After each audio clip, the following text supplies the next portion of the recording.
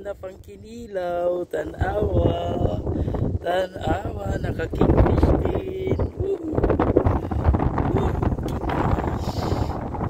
Geraldo, saktong kararating ko lang oh. Mga 3 kilo mahigit na kingfish to. Ayan siya oh, redhead. Congrats! Master Geraldo, King and Queen, complete na. Ayos.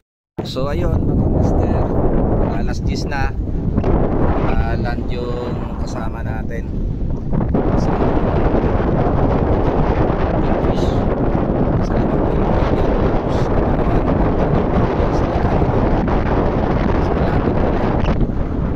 naunat naman yung hook. Kasi nakapaglan na naman yung kasama ko ng lapis. Ako naman kinagatan ako ng 9 o'clock, hinatak. Grabe, sobrang laki. Hinatak. Pumutok naman yung linya ko. Pero swerte pa rin kasi nakuha ng kasama ko yung bawal na yung snap ng laki. Sobrang laki.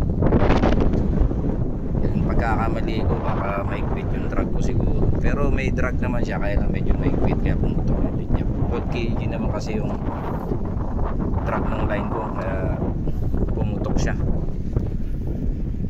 A few moments later. Si Master Gerald talaga ang champion. Mukhang makaka-kingfish yata ako pa uwi. Ayan o, ayan o. Ayan o. Ayos. So, ayun, uwian na mga master. May ayuda tayo, maliit na kingfish. Ayan o. Ayuda, pwede na rin. Makula-kula 1 kilo. Wala na, madamo na. Ito yung champion o. Yung kanyang huli o. Isang queen tsaka isang king, nasa 5 kilo ang kingfish mga master. 5 kilo yan, dito na naman lang pala, 1, 2, 3, 4 yan, mga 5 kilo. Wala ng tao.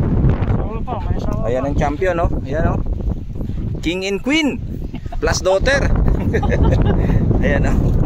Ayan. So uwi na rin kami 7:30. Ayan na, nagpagyo na eh.